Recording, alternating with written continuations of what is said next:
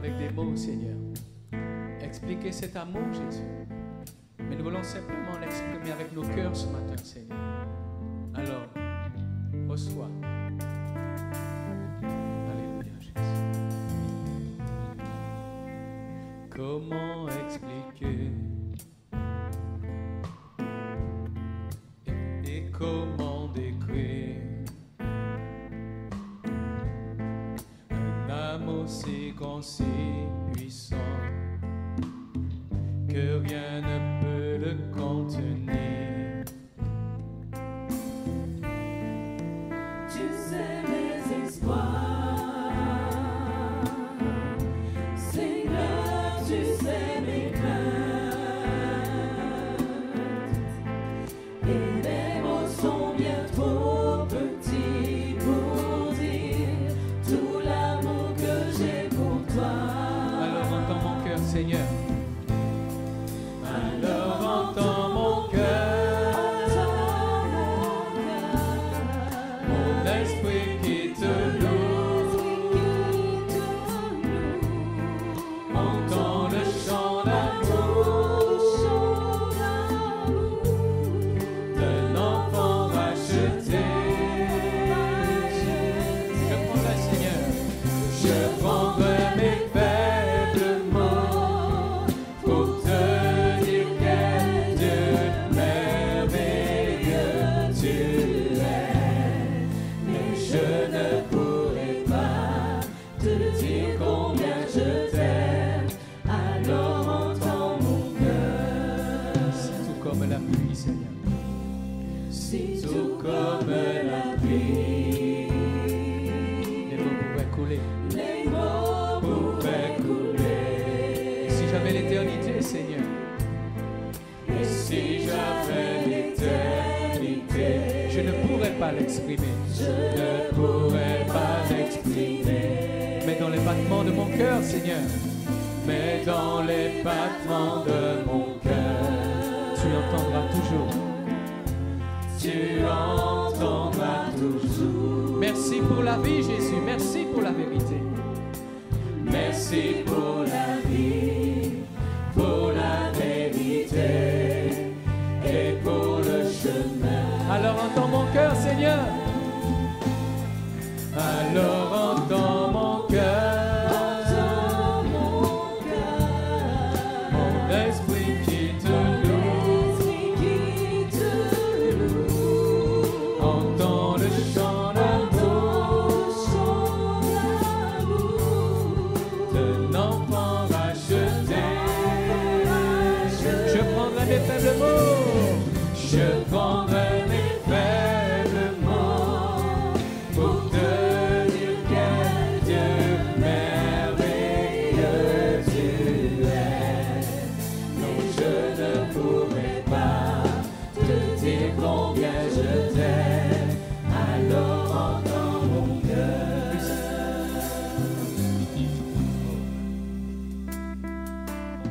Oh Jésus. Alléluia, Seigneur. Tu sondes nos cœurs, Jésus. Tu sondes nos pensées, Seigneur. Tu connais nos sentiments, Jésus. Et ce matin, oh Dieu, nous voulons t'exprimer cet amour. Nous voulons t'exprimer cette reconnaissance, Seigneur. Ta fidélité, ta bonté, Seigneur. Ton amour nous submerge, Jésus. Mais ce matin, Seigneur, nous voulons nous laisser imprégner, nous laisser remplir encore de toi, Seigneur. Reçois ce matin nos cœurs, reçois nos âmes, Seigneur, devant toi ce matin. Alors entends mon cœur, Seigneur. Alors entends mon cœur. Entends mon cœur, l'esprit qui te loue, entends le chant d'amour que ton enfant racheté. Je prendrai mes faibles mots pour te dire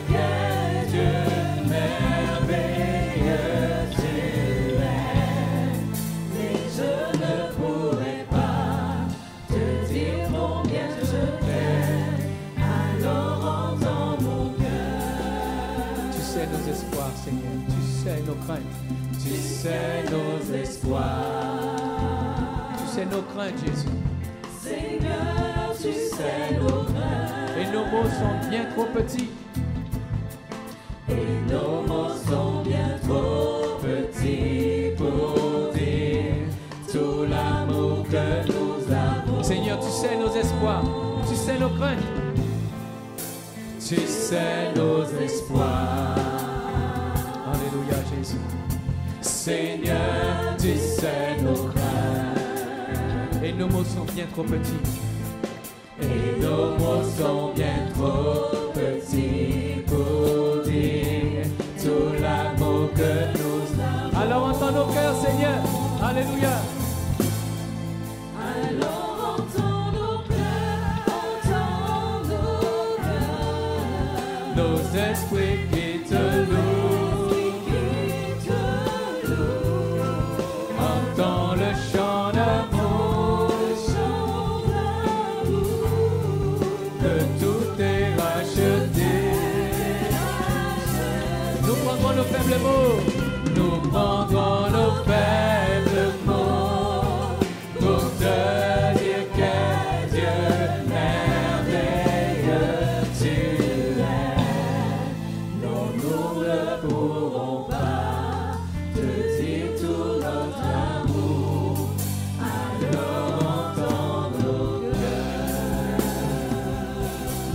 Alléluia, Jésus. Non, nous ne pourrons pas te le dire, Seigneur. Alléluia, Jésus. Oh, béni soit le roi de gloire. Merci, Seigneur. Louange et gloire. Louange et gloire à ton nom. Alléluia, alléluia.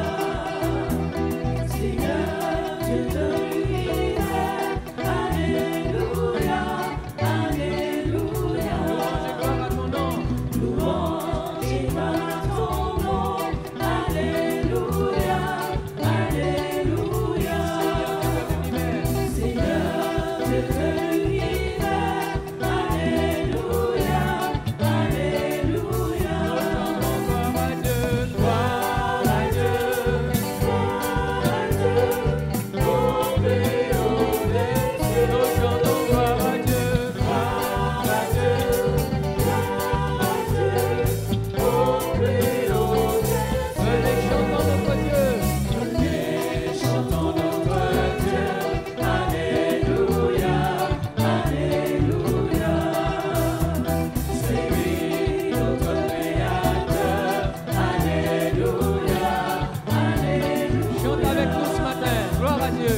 Gloire à Dieu, gloire à Dieu, au plus haut des cieux. Oui, chantons gloire à Dieu. Gloire à Dieu, au plus haut des cieux. Pour nous, il fit des merveilles. Pour nous, il fit des merveilles. Alléluia, Jésus. Alléluia. Éternel est son amour. Éternel est son amour.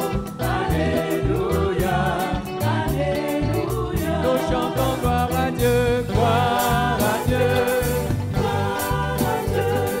au plus haut des cieux. Nous chantons gloire à Dieu, gloire à Dieu, au plus haut. Je veux chanter pour mon Dieu, je veux chanter pour mon Dieu. là où tu es ce matin. Donne gloire à ton Dieu, élève son nom. Alléluia. Alléluia, alléluia. Nous chantons gloire à Dieu, gloire à Dieu, au plus haut des cieux. Nous chantons gloire à Dieu, gloire à Dieu, au plus haut. Pour nous, il fit des merveilles.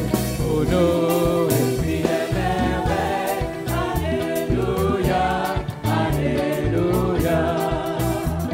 Éternel est son amour. Alléluia, alléluia. Nous chantons gloire à Dieu, gloire à Dieu. Au plus haut des cieux, nous chantons gloire à Dieu.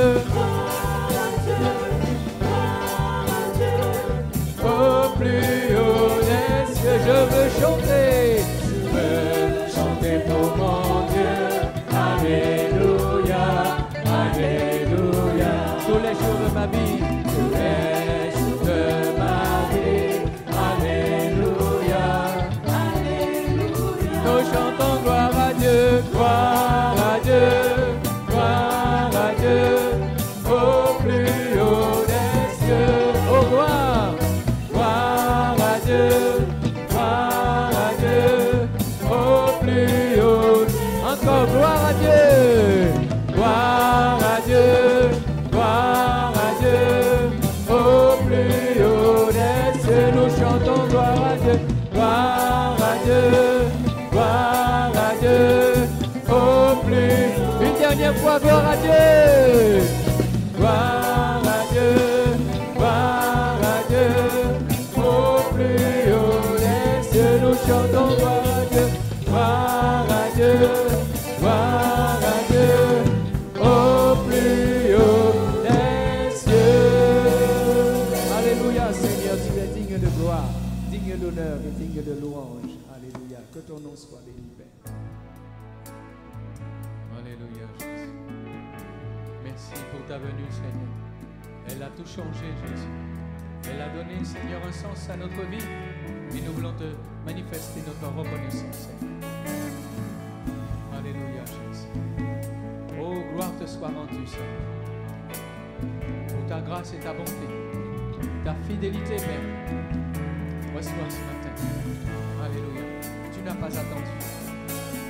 Tu n'as pas attendu que je vienne à toi, mais tu as revêtu notre humanité. Tu n'as pas attendu que je crie vers toi. C'est toi qui m'as appelé le premier. Reçois, Seigneur. Reçois ma reconnaissance, Jésus. Ma reconnaissance pour la gloire. Ma reconnaissance, Jésus. Pour ta venue, ton amour, ton salut. Tu n'as pas attendu. Tu n'as pas attendu que je vienne à toi, mais tu as revêtu notre humanité. Tu n'as pas attendu que je crie vers toi. C'est toi qui m'as appelé le premier. Reçois ma reconnaissance, Jésus. Ma reconnaissance pour la gloire.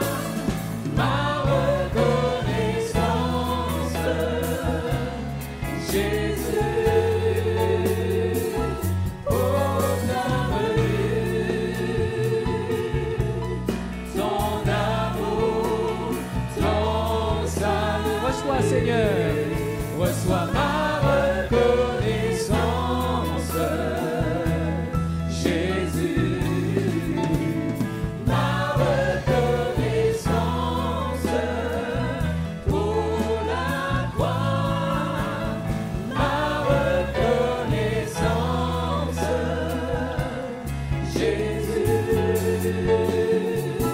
Pour ta venue, ton amour, ton salut. Tu n'as pas attendu, Seigneur, que je vienne vers toi. Tu n'as pas attendu, Seigneur, que je crie vers toi, mais tu as revêtu notre humanité. Alléluia.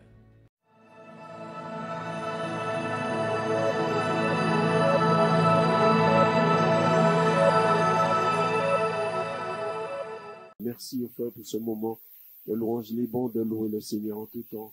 Le jour, la nuit, du 1er janvier au 31 décembre. C'est là notre vocation. Adorer Dieu en esprit, en vérité. Amen. Il est bon de le faire. Cela ravive nos cœurs et ainsi nous donne d'aimer encore plus notre roi. Nous allons lire sa parole. Actes des Apôtres, chapitre 8, verset 5, il est dit, Philippe, étant descendu dans la ville de Samarie, ou dans une ville de la Samarie, il prêcha le Christ. Et les foules tout entières étaient attentives à ce que disait Philippe, lorsqu'elles apprirent et virent les miracles qu'il faisait. Car des esprits impurs sortirent de plusieurs démoniaques en poussant de grands cris. Et beaucoup de paralytiques et de boiteux furent guéris, et il y eut une grande joie dans cette ville. Il y avait auparavant dans la ville un homme nommé Simon, qui se donnant pour un personnage important exerçait la magie et provoquait l'étonnement du peuple de la Samarie. Tous, depuis le plus petit jusqu'au plus grand, l'écoutaient attentivement et disaient, celui-ci est la puissance de Dieu, celle qui s'appelle la grande. Ils l'écoutaient attentivement parce qu'il les avait longtemps étonnés par ses actes de magie. Mais, quand ils eurent cru à Philippe, qui leur annonçait la bonne nouvelle du royaume de Dieu, et du nom de Jésus-Christ, hommes et femmes se firent baptisés. Simon lui-même crut, et après avoir été baptisé, il ne quittait plus Philippe. Il voyait avec étonnement les miracles et les grands prodiges qui s'opéraient. Amen. Amen. La parole est la vérité. La parole, elle est vivante. La parole procure la vie. La parole nous donne de vouloir être à la disposition de Dieu pour dire, Seigneur, comme eux, tu es le même, tu ne changes pas. Dieu fidèle, tu ne changes pas. Et ce que tu as fait hier, tu es capable de faire encore plus aujourd'hui. Parce que tu es le Dieu infini. Amen. Le titre de notre message, la priorité, c'est le salut. La priorité, c'est le salut. Sous-entendu, bien sûr, le salut des âmes. C'est ça, la priorité. C'est cela qui doit être notre priorité. Et pour cela, il convient d'être animé de cette soif, de cette soif qu'a eu le Christ lui-même quand il était sur la croix, cette passion des âmes qu'il a animée pour que nous soyons aujourd'hui ce que nous sommes en lui. Alléluia. C'est parce qu'il y a une passion du Seigneur pour nous que nous sommes devenus ce que nous sommes. Sans lui, sans son amour, nous n'aurions pas été là. Mais avec cette passion qu'il a animée, alors, il nous a permis d'être ceux qui veulent être adorateurs et disponibles pour lui. Trois choses que nous retenons avec nous pourrons retenir, parce qu'il pourrait y avoir plusieurs autres choses. En premier lieu, un homme. En second lieu, une ville. En troisième lieu, un grand sauveur. Un homme, un disciple. Philippe, c'était aussi un adorateur. Parce que celui qui vient au Christ, celui qui vient à Dieu, il est invité à être avant tout un adorateur. C'est pourquoi, en tout temps, en toutes circonstances, nous sommes invités à être des adorateurs. Des adorateurs, matin, midi et soir. Parce qu'avant de servir Dieu, on a besoin d'être adorateur. L'adorer pour ce qu'il est. Tu es mon rocher, tu es ma forteresse, tu es mon refuge. Et chaque jour de notre vie, parce que nous ne savons pas ce qu'un jour peut enfanter. Mais nous savons une chose, quelle que soit la manière dont le vent peut venir, même si qu'il y a moins qu'à trembler, même si la terre a tremblé, eh ben, je sais qu'il y a une personne que j'adore et qui est éternelle, qui est vivant, c'est le Dieu inébranlable. Alléluia. Avant tout, un adorateur. Quelqu'un qui un jour avait entendu la bonne nouvelle de la grâce, qui avait réalisé, on lui a fait comprendre par la puissance du Saint-Esprit qu'il avait besoin d'un sauveur. Et il l'a accepté dans son cœur. Il a embrassé la foi. Et désormais, il a consacré sa vie au Christ. Et par là même, il est devenu disciple, un adorateur. Un disciple, c'est un adorateur. Et je me dois de l'adorer. Pas quand tout va bien seulement, mais aussi quand les choses peuvent aller de travers. Je me dois de l'adorer. Tu adoreras. Ce n'est pas une option, c'est une nécessité, c'est un impératif. Tu adoreras. Et parce que j'adore, alors j'ai envie de lui obéir. Cet homme, il était obéissant. Philippe, il était un homme obéissant. Philippe étant descendu dans une ville de la Samarie, nous pouvons rappeler ce qui s'était passé auparavant. Les choses, je dirais, entre guillemets, la terre avait tremblé. Il y avait une persécution. Il était amené à quitter là où il avait toujours habité pour partir je ne sais où, il ne sait où. Les choses allaient mal. Il y avait un homme qui mettait à mort des chrétiens, qui malmenait des foyers, qui persécutait l'Église. Et tous ceux, des milliers de personnes, tous ceux qui avaient accepté cet évangile, qu'un jour s'étaient retrouvés dans un lieu en train d'adorer et de bénir Dieu, et puis du jour au lendemain, on n'est plus ensemble. Ils étaient parmi ceux-là, sauf les apôtres qui sont restés à Jérusalem. Ils étaient obligés de se disperser parce qu'il y avait le feu. Il y avait un vent glacial qui avait soufflé contre cette œuvre appelée l'Église. Alors Philippe, il va choisir de partir. Tu es mon rocher. Dans la tempête, tu es mon rocher. Il est bon, le frère a voulu que l'Église, ceux qui sont en face de lui, le chantent. Et nous sommes invités à le chanter nous-mêmes avec nos lèvres. Tu es mon rocher. Dans la tempête, tu es l'encre. Tu es celui qui est mon seul abri. Je n'ai pas d'autre. Tu es mon seul espoir. Parce que les choses ne sont pas toujours, peut-être, peut-être, certains pas encore arrivés au point où on est vraiment ébranlé, on n'a rien. Tu es mon seul espoir. Seigneur, je veux le dire pour ma part. Et c'est vous qui voyez pour vous-même avec vérité. Tu es mon seul espoir. Pourquoi aujourd'hui, si j'avais l'habitude d'avoir cet appui, mais demain, cet appui n'étant plus là, tu es mon espoir. Imaginez quand la terre tremble dans certains pays, comme ce qui est le cas pour ces personnes qui sont mortes. Imaginez quelqu'un en lui disant, on va chanter, Seigneur, tu es mon espoir. Il dira, j'ai plus envie de pleurer. Mais est-ce que Dieu n'est pas l'espoir pour autant? Il est toujours sur son trône, même si la terre a tremblé en Syrie, même si la terre a tremblé en Turquie, même s'il y a des milliers de morts, Dieu est sur son trône. Il ne tremble pas. Tout est sous ses pieds. Tu es mon espoir en Guadeloupe, tu es mon espoir en Martinique, tu es mon espoir en France, tu es mon espoir quel que soit le lieu, et tu seras mon éternel espoir dans ton ciel auprès de toi. Amen. C'est pour cela que, étant l'adorateur, on a envie et on se doit de lui obéir. C'est ce que Philippe fera. Parce qu'il aurait pu se dire, ah bon, les temps sont durs, Seigneur, tu sais toutes choses. Alors il faut se mettre à l'abri, il faut bien se cacher quelque part. Il sort de Jérusalem et il va quelque part d'autre. Pour faire quoi? Ce que le roi avait dit. Dans Matthieu 24, verset 14, le roi avait dit ceci. Matthieu 24, verset 14. Il avait dit au verset 13, celui qui persévérera jusqu'à la fin sera sauvé. Cette bonne nouvelle du royaume sera prêchée dans le monde entier pour servir de témoignage à toutes les nations. Alors viendra la fin. Il nous invite déjà à persévérer, à être persévérant, coûte que coûte. Et il dit, cette bonne nouvelle du royaume sera prêchée. Par conséquent, son désir, c'est de trouver des hommes, des femmes volontaires, puisque cela doit en être ainsi. Sera prêché dans le monde entier, pas seulement à Jérusalem, mais en tout lieu. Cela a commencé à Jérusalem, mais cela doit se répandre jusqu'aux extrémités de la terre, pour servir de témoignage. Et il faut qu'il en soit ainsi, et après viendra la fin. La fin doit venir quand Dieu l'aura décidé. Philippe était censé connaître cette information, comme nous l'entendons, comme nous ne sommes pas ignorants aujourd'hui. Il avait entendu, on lui avait rapporté sans doute les paroles du Maître qui avait dit, vous recevrez, acte 1:8, une puissance, celle du Saint-Esprit, survenant sur vous. Le Saint-Esprit n'est pas une puissance, le Saint-Esprit est une personne qui communique une puissance. Vous recevrez une puissance, celle du Saint-Esprit survenant sur vous, et vous serez mes témoins en tout lieu sur cette terre. En tout lieu. Il avait entendu aussi ces paroles juste avant. C'est Pierre qui lui avait dit, Dieu donne son esprit à ceux qui lui obéissent. Or, Philippe est un homme baptisé du Saint-Esprit.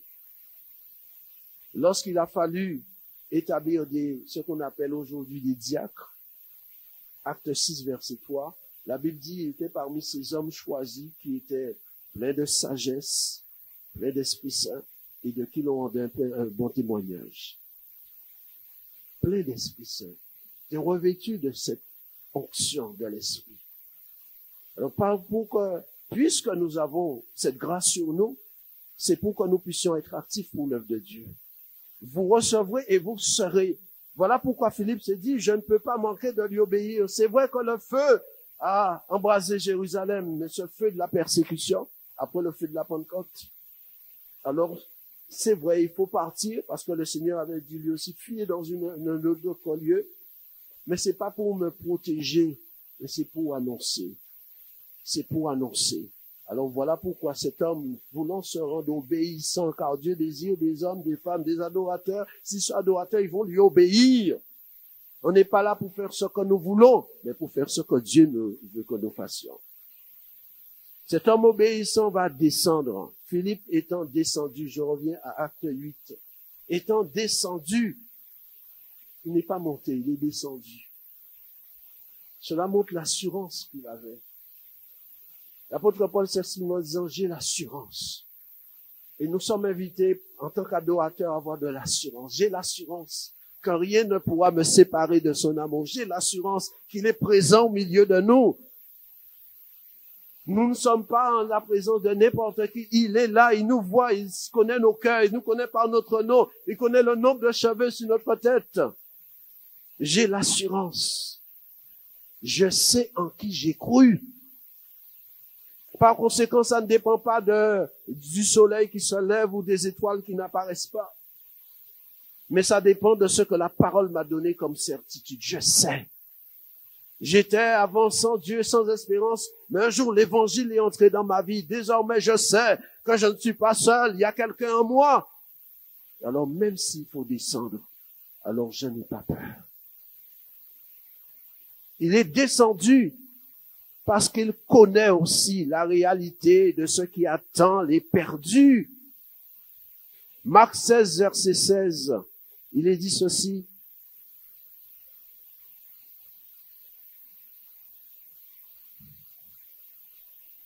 Après que le Seigneur ait lancé cet ordre de mission, allez par tout le monde et prêchez la bonne nouvelle à toute la création, verset 16, celui qui croira et qui sera baptisé sera sauvé. Mais celui qui ne croira pas sera maudit, condamné. C'est terrible. Ce n'est pas un jeu, ce n'est pas une plaisanterie. Nous connaissons ce qui est réservé à ceux qui ne croient pas, aux incrédules. Dans l'évangile de Matthieu, chapitre 20, 25, verset 41, Matthieu 25, verset 41, il est dit ceci, ensuite il dira à ceux qui seront à sa gauche, retirez-vous de moi, maudits, allez dans le feu éternel qui a été préparé pour le diable et pour ses démons, pour ses anges. C'est le Seigneur Jésus lui-même qui emploie ces paroles. Il dira à des hommes, avec un grand H, homme, femme ou autre, allez dans le feu éternel. Lui qui a créé ces personnes-là, il donnera ce commandement-là. Et quand le Seigneur dit, la chose arrive. Quand il dit, allez, il n'y a pas de contestation, on ne dira pas, on va faire grève. Allez dans le feu éternel qui a été réservé, qui a été préparé pour le diable. Le diable n'est pas une invention des hommes. Le diable est une personne réelle, et les démons aussi. Voilà ce qui attend ceux qui sont vivants comme nous, qui nous fréquentent même, avec qui nous travaillons, avec qui nous parlons, mais qui se laissent balayer par la mort, alors qu'ils n'ont pas encore reçu le Christ comme sauveur. Ils n'en voulaient pas. Le salut est personnel. Dieu n'oblige pas les hommes à croire, il les invite. Malheureusement, voilà ce qu'il adviendra à des personnes qui ne voudront pas du Christ, qui ont entendu l'évangile, parce que tous doivent l'entendre. Allez et prêchez la bonne nouvelle à tous les hommes. Pour que personne n'ait d'exclure en disant, oui, mais on m'a jamais dit ça, je n'ai jamais entendu. Si j'avais entendu, je serais peut-être décidé, mais personne ne m'a rien dit. C'est pas vrai. Même si on est sourd, Dieu s'arrange pour que la personne ait la possibilité de recevoir le salut. Même lorsqu'on ne peut plus parler, Dieu s'arrange pour que cette personne puisse lui dire, tonton, Tu ne peux pas parler, mais tu peux bouger ton doigt. Est-ce que tu veux de Jésus comme sauveur personnel? La situation est grave pour toi. Si c'est ton cas, bouge le doigt. Quelle grâce de voir le doigt bouger. Eh bien, je vais prier pour toi. Pour que si la mort vient passer près de toi, tu puisses partir avec le Seigneur. Quelle grâce sur un lit de mort. Parce que c'est pour éviter à cette personne d'aller dans le feu éternel qui a été préparé pour le diable et pour ses anges. C'est pourquoi le diable, sachant cela, et ne voulant pas aller seul, il cherche à séduire pour que le plus grand nombre puisse aller avec lui. Béni soit Dieu, l'évangile est encore annoncé pour qu'il n'en soit pas ainsi. Alléluia. Je connais pourquoi il est descendu. C'est parce que je connais la valeur d'une âme. Aucune richesse ici-bas ne peut entrer en balance avec la valeur d'une âme. Aucune. On court après les richesses, mais nous avons plus de valeur que toutes les richesses de ce monde. L'âme a une telle valeur que c'est seulement le sang précieux de Jésus qui pouvait la racheter. C'est dire que la valeur de l'âme est infinie. La preuve, quand on est dans le feu éternel, c'est dire qu'il y a une perdition éternelle. Je connais la valeur d'une âme. C'est pourquoi le Seigneur lui-même n'a jamais voulu être une occasion de chute pour quoi que ce soit, mais donner même à ceux qui le rejetaient, le méprisaient, la possibilité de le saisir, parce qu'il sait que tout homme a une âme et cette âme a une valeur éternelle. Il est descendu parce qu'il est conscient de qui il est. Qu'est-ce que le Christ a dit? Qu'est-ce que le roi a dit de ceux qui l'ont accepté comme sauveur? Vous êtes la lumière du monde. Ce qui veut dire que la personne qui n'a pas de Christ, il est dans les ténèbres, ou elle est dans les ténèbres. Je suis la lumière du monde. Vous savez, quand vous êtes quelque part, il n'y a pas de lumière, on est dans le noir. On est là, c'est lumineux, puis il n'y a pas de... On prend le courant, on voit qu'on est dans le noir. Eh bien, c'est exactement quand il n'y a pas Christ. Il peut y avoir une foule, un concert, un spectacle. Mais s'il n'y a pas Christ, c'est les ténèbres. Je suis la lumière du monde. Par conséquent, la lumière est faite pour éclairer les ténèbres. Il est descendu. Cela montre, quand on descend, on peut glisser, on peut tomber. Peu importe les risques. Peu importe les rejets, parce que l'évangile n'est pas toujours bien accueilli. Peu importe le mépris. Parce que le diable veut toujours faire en sorte que l'évangile soit tourné en dérision. Peu importe les moqueries, on s'est moqué du Christ. Mais aujourd'hui, il est le grand vainqueur. Et quelquefois aussi, quand l'évangile, on veut le partager, c'est pas toujours, il n'y a pas toujours les bras ouverts. On ne veut pas regarder au visage des gens. On sait une chose, tout homme en a besoin. Il est descendu parce qu'il connaît l'amour de celui qu'il a tellement aimé qu'il est descendu justement. C'est parce qu'il m'a aimé, lui, le roi, qu'il est descendu. Il était dans sa gloire éternelle. Il a accepté de descendre sur cette terre. La plus belle chose qui soit arrivée sur cette terre, c'est pas que l'homme ait marché sur la lune, mais c'est Dieu qui marche sur la terre. Il est descendu, et étant semblable à nous, il est descendu encore, il s'est fait esclave. Étant dans cette condition, eh bien, il a accepté dans son obéissance de mourir la mort infâme de la croix. La Bible dit, c'est pourquoi aussi, Philippiens 2:5, Dieu l'a souverainement élevé, alléluia, et a fait de lui le roi des rois, le seigneur des seigneurs. Philippe est descendu. Il est descendu dans une ville de Samarie, je reviens à Acte 8, dans la ville. Une ville comme n'importe laquelle. Ça aurait pu être Pointe-à-Pitre ou autre. Dans la ville, là où il y a de l'agitation, là où il y a le carnaval, tu sais. Mais là aussi, il y a la sorcellerie. Car je ne peux pas croire que dans une ville où il y a des démons, tout va bien. Les gens sont contents. tout va bien. La Bible ne dit pas les misères des gens. Bon, on le comprend. Parce que les démons ne sont pas là pour apporter le bonheur aux gens. Il n'y a pas de bonheur en eux. Quand les démons sont quelque part, eh bien, c'est la sorcellerie qui règne. La Bible dit concernant le diable, dans 2 Corinthiens chapitre 4, verset 4, on peut le lire. Il est dit ceci, verset 3 même, 2 Corinthiens 4, verset 3. Si notre évangile est encore voilé, c'est-à-dire on n'en veut pas, on ne voit pas sa beauté. Il est voilé pour ceux qui périssent, pour les incrédules, dont le Dieu de ce siècle a aveuglé l'intelligence, afin qu'ils ne voient pas briller la splendeur de l'évangile de la gloire de Christ, qui est l'image de Dieu. Qu'est-ce que le diable cherche à faire? Aveugler l'intelligence des hommes. Les tromper. On peut être très intelligent intellectuellement parlant, être en position élevée dans cette société, mais on peut être aveuglé. Il veut aveugler l'intelligence. Pourquoi l'on voit en l'évangile quelque chose de la religion? Ça, c'est pour les faibles. Ça, c'est pour les gens qui sont pauvres d'esprit. L'évangile est pour tous, pour les nobles comme pour les pauvres, pour les riches comme pour les pauvres. Le diable, il veut aveugler l'intelligence et l'évangile est là pour ouvrir les yeux. Alléluia. Je reviens à Acte 8 concernant cet homme, Simon. Il y avait auparavant, verset 9, Acte 8, verset 9, il y avait auparavant dans la ville un homme nommé Simon, qui se donnant pour un personnage important, exerçait la magie et provoquait l'étonnement du peuple de la Samarie. Tous, depuis le plus petit jusqu'au plus grand, l'écoutaient. Un aveuglement diabolique. Il y avait un homme dans cette ville qui exerçait la sorcellerie. La sorcellerie.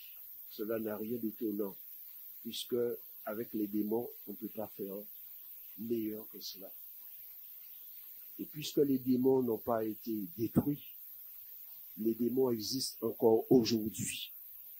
Nous pouvons penser que dans les villes aussi, et pas seulement dans les villes, dans les campagnes aussi, puisqu'il y a des démons, il y a aussi ces pratiques qui sont réelles, même en Guadeloupe.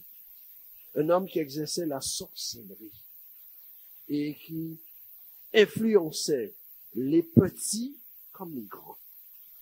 Satan n'a pas changé. Les petits veulent les prendre aussi. Très tôt, dans les dessins animés, on parle de Satan, mais on voit que Satan, dans les dessins animés, c'est pas un personnage méchant. Et qu'est-ce qu'il veut? Séduire le cœur des enfants. Pour qu'ils soient élevés dans ces choses et que plus tard cela soit comme normal. On veut regarder des films d'horreur, ce qui est à la mode, c'est des films comme Harry, etc. Inspirés par une personne qui pratique la sorcellerie. On comprend le succès dans ce monde. Les petits comme les grands. On veut avoir son horoscope, on veut courir après les jeux. On veut avoir des passions. Tout cela pour négliger son âme. Voyez-vous, il y avait une manipulation diabolique sur ces gens. C'était de l'étonnement, c'est bien plus que de l'étonnement. Il les captivait. À tel point qu'on disait que c'est la puissance de Dieu. Quelle confusion! La puissance de Dieu, mais qu'est-ce que Dieu a à voir dans ce mélange, dans ces choses? Ces ténèbres. Le monde invisible est réel. Il y a un monde invisible. Dans Éphésiens chapitre 6, verset 12, il nous est dit ceci. Éphésiens 6, verset 12, permettez que je le lise dans la version Parole vivante. Il est dit, ce n'est pas seulement de notre combat à nous qu'il s'agit. Nous n'avons pas à lutter uniquement contre notre nature terrestre, ni contre de simples ennemis mortels, mais contre les puissances occultes, contre une organisation spirituelle satanique, contre les dictateurs invisibles qui dans les ténèbres veulent contrôler et régir notre monde, contre la légion des esprits démoniaques dans les sphères surnaturelles, véritables agents du quartier général du mal. Éphésiens 6:12 dans la version Parole vivante. Quartier général. Satan a des coins où il établit des quartiers généraux. Pourquoi? Parce que son désir, c'est de dominer. Il veut influencer les gens. Mais pas pour les conduire dans les bras de Christ, mais pour que ces gens-là se perdent. Là où il y a des démons, il y a la violence. Il y avait des démons dans cette ville. Et là où il y a des démons, il y a la cruauté. Souvenez-vous dans l'évangile, cette femme qui dit au Seigneur Jésus, ma fille est cruellement tourmentée par le démon. Même si c'est un petit enfant, même si c'est un bébé, l'ennemi ne vient pas pour caresser. Là où il y a des démons, il y a l'immoralité. Cela n'est pas dit dans cette ville. Mais je l'ai dit, on ne peut pas imaginer des démons quelque part et tout va bien. Là où il y a des démons, il y a le carnaval. Parce qu'on a besoin d'un esprit pour faire démarrer ces choses. Là où il y a des démons, il y a la prostitution. Là où il y a des démons, il y a la fausse doctrine, la fausse science, de beaux noms, mais qui masquent un aspect ténébreux derrière. Pour que cela passe mieux, là où il y a des démons, il y a l'occultisme. Je l'ai lu dans la version Parole vivante, il est dit contre les puissances occultes. Et l'occultisme est une réalité encore aujourd'hui. Et c'est pas pratiqué par des gens faibles seulement, mais des gens très haut placés. Là où il y a des démons, il y a des médiums. Et c'était dans cette ville-là. Voilà pourquoi Philippe est descendu. Il n'a pas dit, je suis tout seul. Parce qu'un homme avec Dieu, c'est la majorité. Alléluia. Si le Seigneur est avec moi, qu'importe l'adversité. S'il est avec moi, on ne recule pas, mais on va de l'avant. Alléluia. Je reviens à Acte 8, au verset 12. Il y avait toutes ces choses. Ces ténèbres qui envahissaient cette ville, même si peut-être la ville était prospère. Parce que l'homme ne veut pas réussir seul. Il cherche toujours quelque chose. On veut avoir des bagues montées. C'est pas pour aller haut, mais c'est qu'on va pas très haut avec ça. On est tous là pour monter.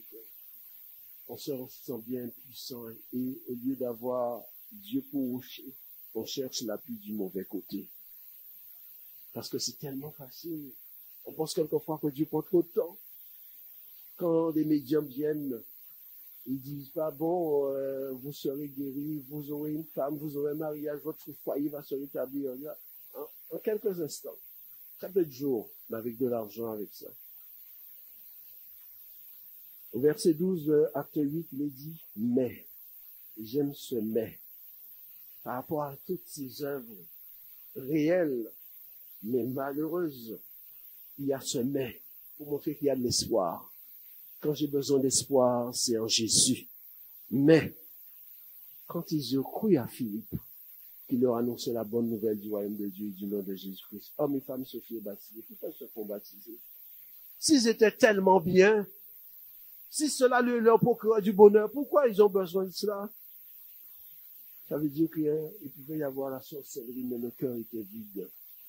Quand on n'a pas Jésus, le cœur, il est sec, il est vide. Seul Jésus peut combler un cœur.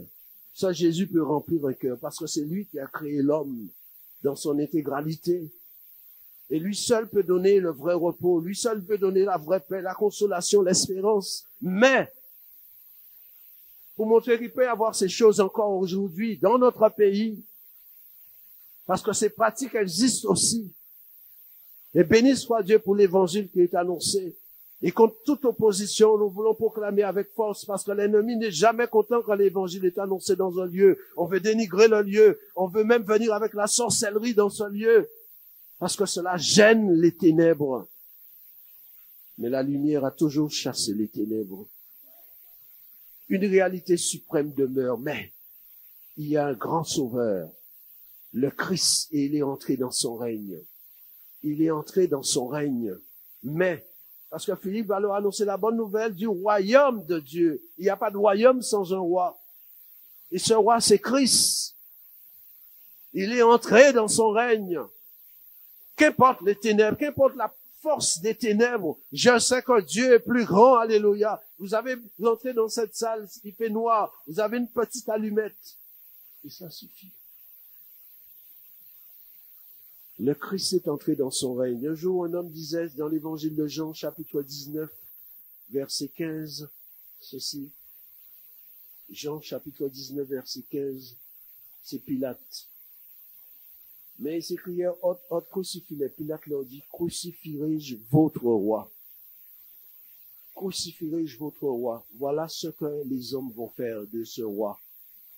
Il sera crucifié. Avant cela, au verset 2 de ce même chapitre, il est dit que les soldats tressèrent une couronne d'épines qu'ils posèrent sur sa tête. Et ils vont pas le faire doucement. Une couronne d'épines. Ils vont poser sur sa tête. Et assurément, cela va piquer le crâne. Le sang va couler. Puisqu'on dit qu'il est roi, alors on va lui donner une couronne. Une couronne d'épines pour montrer la puissance de la méchanceté qui est dans le cœur de l'homme. Un homme qui n'a jamais fait de mal à qui que ce soit, qui est venu, qui allait de lieu en lieu faisant le bien, brisant la puissance des diables sur la vie des gens, guérissant n'importe quelle maladie, n'importe quelle infirmité, même ressuscitant des morts. Et un jour, il est là, qu'est-ce qu'on trouve à lui mettre? Une couronne d'épines. C'est dire que l'homme, il est irrémédiablement mauvais. C'est pourquoi il fallut que ce roi vienne. Crucifierai-je votre roi? Il ne sait même pas quoi en faire. C'est à cause de nos désobéissances qu'il sera crucifié. À cause de nos révoltes. Le péché est une révolte contre la sainteté de Dieu. Cette couronne d'épines, les hommes, sans le vouloir, vont agir de manière à confirmer ce que Dieu a dit. Quand l'homme a péché, Dieu a dit, il te produira des épines. Symbole de la malédiction. Et Christ est venu prendre sur lui notre malédiction. Et voyez-vous, on lui mettra aussi un manteau de pourpre, le rouge sang. On va lui enlever le manteau de pourpre à un moment donné, parce que son sang et le manteau ne feront qu'un. Alors, puisqu'il y a déjà du sang, il n'y a pas besoin du manteau de l'homme. Mais on va lui garder la couronne d'épines. Et jusqu'à la mort, il aura cette couronne d'épines. Pour montrer que jusqu'au bout, il va porter notre malédiction. Parce que personne ne se fait hasarder à vouloir retirer, ça aurait arraché de la chair, mais même la personne qui l'aurait fait, se serait sans doute blessée aussi. Alors, on lui a gardé cette couronne d'épines. Il n'a pas demandé à l'ôter non plus. Parce qu'il voulait porter notre malédiction. C'est pourquoi nous l'avons lu. Il dira à ceux qui seront à sa gauche, allez dans le feu éternel qui a été préparé pour le maudit. Allez dans le feu éternel qui a été préparé pour le diable et pour ses anges. Jamais le Christ n'a maudit quelqu'un. Jamais. Et cette fois-ci, il sera amené à les appeler maudits. Parce que la malédiction, il a pris sur lui. Mais on n'en a pas voulu. C'est là la bonne nouvelle de l'invitation de l'évangile. Quand nous l'entendons, Christ nous invite à venir à lui, lui qui a pris notre malédiction pour que nous soyons bénis. Alléluia. Mais lorsqu'on rejette le Christ, c'est qu'on refuse qu'il ait accepté la malédiction sur lui. On rejette cela. Alors, puisqu'on n'en veut pas, alors il dit, allez avec votre malédiction. C'est terrible, mais c'est la réalité. La Bible dit dans Isaïe 53, verset 5, il était blessé, il était brisé pour nos iniquités. Mais il était blessé pour nos péchés, brisé pour nos iniquités. Le châtiment qui nous donne la paix est tombé sur lui. Et c'est par ces meurtrissures que nous sommes guéris. Brisé pour nos péchés.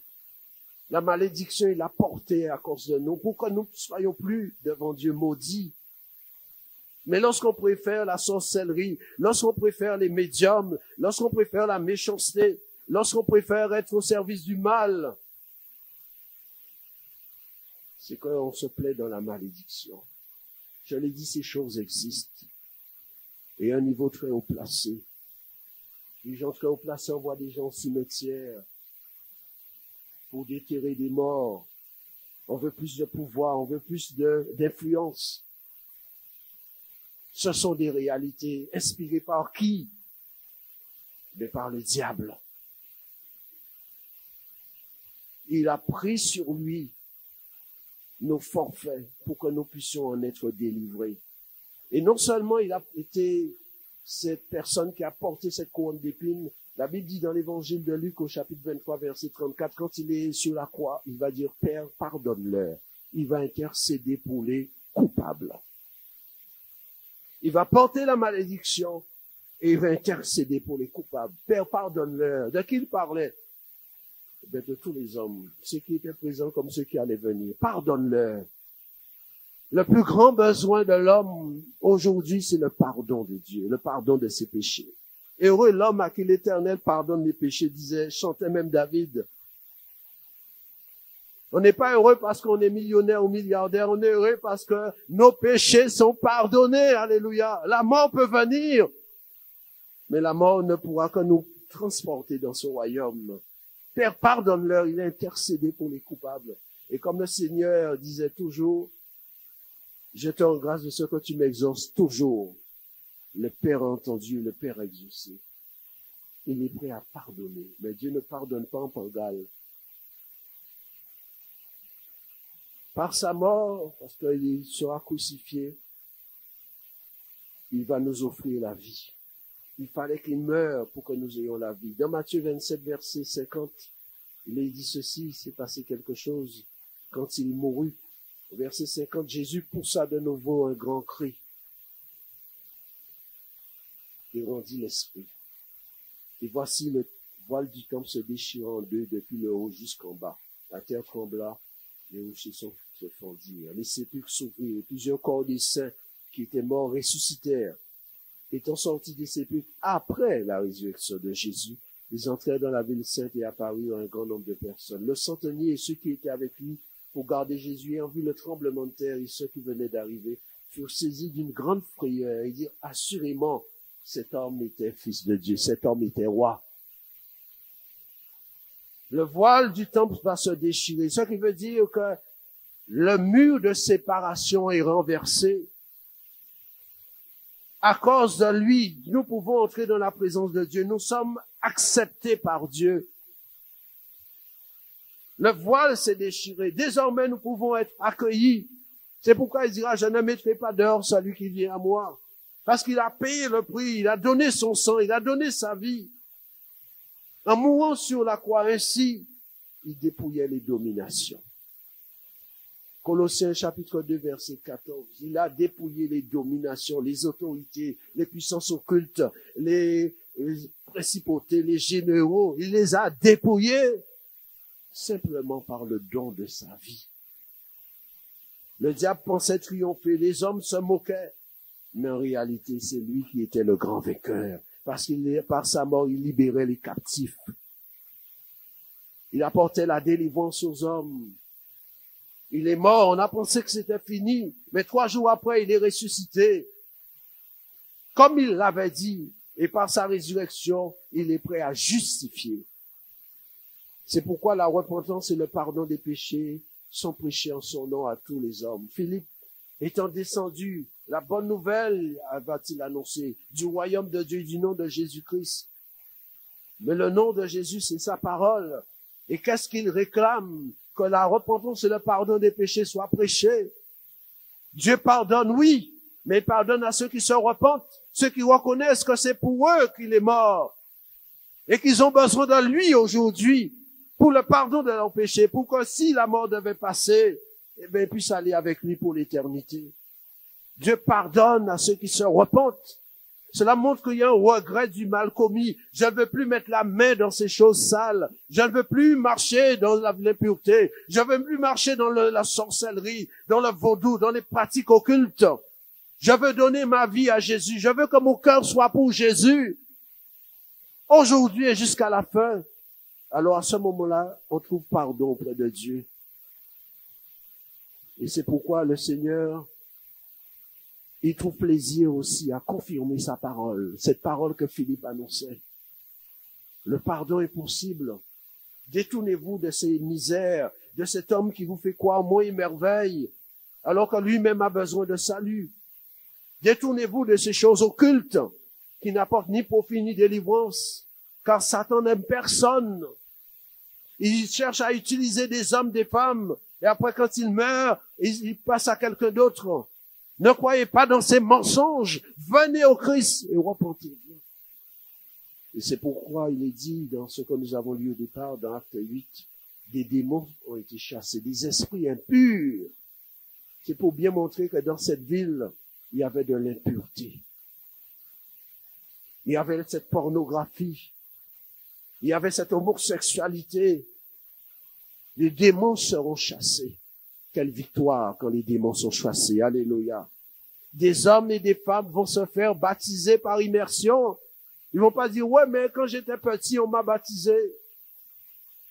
Parce que le Christ a dit, celui qui croira et qui se fera baptiser. On entend l'évangile et on doit prendre une position, accepter de croire et de s'engager par les eaux du baptême. Hommes et femmes se firent baptiser, le baptême réservé à ceux qui sont d'un âge mûr. Et bien plus encore, des malades seront guéris. Le Seigneur confirmait ce que disait son serviteur. Et bien plus encore, des vies vont être remplies du Saint-Esprit. Quand Pierre et Jean vont venir à Samarie, dans cette ville de Samarie, ils vont prier pour ceux qui ont reçu le Christ. Parce qu'ils ont reçu le Christ, ils peuvent recevoir le baptême du Saint-Esprit. Et ils vont recevoir cette vie de l'Esprit. Alléluia. Quand on annonce le royaume, alors c'est le royaume qui s'étend encore.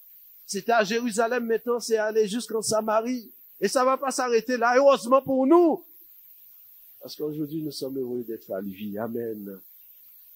Quand Dieu trouve un homme, je reviens à Acte 8. Pierre et Jean viendront prêter la main forte à Philippe par rapport à cette œuvre que Dieu a commencée.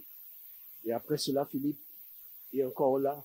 Au verset 26, il est dit, un ange du Seigneur s'adressa, Philippe lui dit, lève-toi. Avec Dieu, il y a toujours, le meilleur est devant nous. Lève-toi. Le Seigneur a besoin de nous. Il ne peut se passer de nous.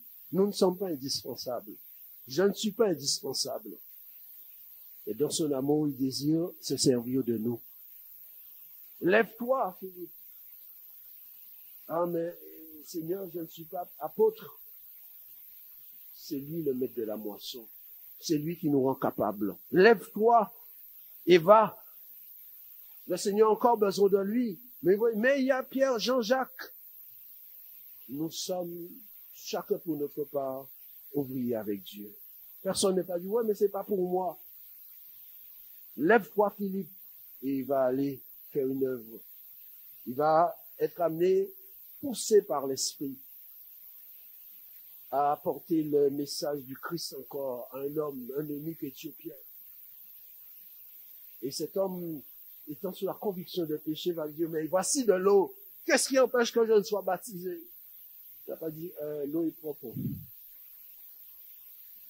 Il y a un tel désir de faire la paix avec Dieu, de se mettre en règle avec Dieu. Voici de l'eau. Eh bien, ils vont entrer tous deux dans l'eau, il y aura ce baptême. Et cet homme sera heureux. C'est dire qu'avant, il n'était pas heureux. Peut-être qu'il avait Tabou Combo, il avait Kassav, mais il n'était pas heureux.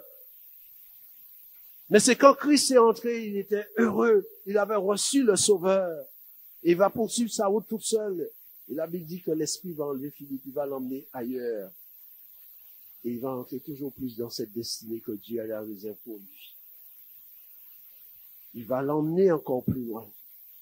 Avec Dieu, je l'ai dit, le meilleur est toujours devant nous. Nous ne sommes qu'un vase que Dieu désire, en qui Dieu désire mettre toujours son huile sainte. Je ne suis qu'un vase. Disons-le à nous-mêmes, je ne suis qu'un vase. Déverse en moi ton huile sainte. Et j'aime à penser que peut-être Philippe était cela, c'était sa prière. Il dit pas, ah, mais Jérusalem, j'ai laissé ma maison, ma voiture, mon Internet, mes réseaux sociaux. Seigneur, emmène-moi, entraîne-moi après toi, je ne suis qu'un vase. Parce qu'il comprenait en quel temps il est. Les hommes n'ont qu'un temps à vivre. Parce qu'on peut être avec quelqu'un aujourd'hui. La personne est là avec vous, mange s'en va se coucher. Et puis il ne se réveille même pas. Il ne se réveille même pas. On peut être avec quelqu'un, on vient de laisser la personne, on tourne le dos et puis on se rend compte que la personne est en train de mourir. Nous sommes si peu de choses et pourtant si précieux aux yeux de Dieu. D'où l'urgence de pouvoir être, j'allais dire, un canal, un vecteur, quelque part, qui Dieu peut toucher les âmes. Parce que si nous sommes là, si nous avons reçu le Seigneur, c'est parce que quelqu'un est venu un jour. C'est vrai qu'un ange peut venir se révéler à nous. Amen. Les anges sont réels et ils se révèlent à nous et ils nous parlent. Mais Dieu a utilisé un semblable pour que nous aussi, à notre tour, nous puissions faire pareil. Parce que le temps est trop grave. Parce que quand nous réalisons le nombre que nous sommes ici, pour une réunion d'évangélisation avec la présence du roi des rois, nous quittons ce lieu, nous roulons, nous allons vers comme le risée. Vous voyez cette foule assise avec chaises, famille, pour attendre pour que quelque chose passe devant eux et qui n'apporte ni pour finir délivrance. Je dis que l'évangile a toute sa place dans ce pays. Parce que si l'on court après la vanité, alors c'est qu'on n'a pas compris, on n'a pas l'essentiel. Il y a de l'espoir. Cela vaut la peine d'annoncer l'évangile. Déverse en moi ton ligne 7. Et puis, puisque le Seigneur a dit, allez, après que l'évangile soit annoncé au monde entier, il est dit, la fin viendra. Ce qui veut dire, le roi va venir. Philippe le savait, le roi va venir. Et je ne voudrais pas qu'il me trouve là en train de peut-être à réfléchir, pourquoi la salle est en jaune, etc. Mais montrant de l'empressement pour ce qui a coûté son sang. Pour ce pourquoi il est venu, montrant une détermination à vouloir, comme Philippe, nous lever et utiliser même une situation difficile, un tremblement de terre, une persécution, pour dire, je veux aller plus loin, je ne veux pas rester là, mais je veux faire ma part, je veux contribuer à l'avancement du royaume. Le roi revient bientôt. Ce qui veut dire que notre foi n'est pas vaine, mais aussi que le jugement est certain. Alors nous aurions aimé que ceux qui nous sont proches, que nous côtoyons, puissent échapper à la colère, échapper au jugement, car il est terrible la colère de l'agneau. C'est pourquoi que nous puissions avoir cette priorité comme Philippe l'a eu. Justement, Dieu s'est servi d'une chose mauvaise pour qu'il en tire profit. Parce que si tout allait bien, c'est un reste à Jérusalem. Alléluia, Georges peut chanter, le petit prêche, alléluia, on est là aussi. Mais il y a eu la persécution. Alors ça a bouleversé les habitudes. Il a compris que s'il est une chose que Dieu a clamé de lui, c'est qu'il se consacre à Dieu pour servir ses intérêts, pour servir son royaume, et pas son propre vote. Alors Seigneur, me voici, envoie-moi, tu voudras. Et quand on est disponible et disposé entre les mains de Dieu, il peut nous emmener aussi loin que possible. Philippe est arrivé jusqu'à Césarée, et il n'est pas retourné à Jérusalem. Il va fonder une famille. Même ses enfants, ses filles vont être des personnes engagées qui vont prophétiser. On l'appellera Philippe l'évangéliste. Alors que Dieu nous donne cette passion, ce feu, puisqu'il a mis en nous ce qu'il a mis en nous, pour que nous puissions dire, Seigneur, je peux avec toi. Par moi-même, je suis incapable, mais avec toi, nous pouvons faire des exploits. Que son Seigneur soit béni. Amen. Alléluia, Jésus. Merci pour ta venue, Seigneur. Elle a tout changé, Jésus. Elle a donné, Seigneur, un sens à notre vie. Et nous voulons te manifester notre reconnaissance, Seigneur. Alléluia, Jésus. Oh, gloire te soit rendue, Seigneur. Pour ta grâce et ta bonté, ta fidélité même. Reçois ce matin. Alléluia. Tu n'as pas attendu. Tu n'as pas attendu que je vienne à toi, mais tu as revêtu notre humanité. Tu n'as pas attendu que je crie vers toi. C'est toi qui m'as appelé le premier. Reçois, Seigneur. Reçois ma reconnaissance, Jésus, ma reconnaissance pour la croix, ma reconnaissance,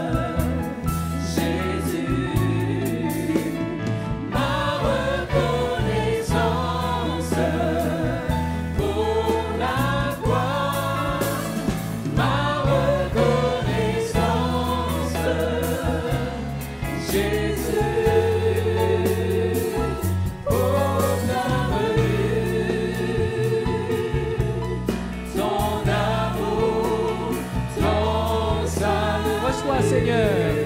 Reçois ma reconnaissance, Jésus. Ma reconnaissance pour la croix. Ma reconnaissance, Jésus. Pour ta venue, ton amour, ton salut. Tu n'as pas attendu, Seigneur, que je vienne vers toi. Tu n'as pas attendu, Seigneur, que je crie vers toi, mais tu as revêtu notre humanité. Alléluia.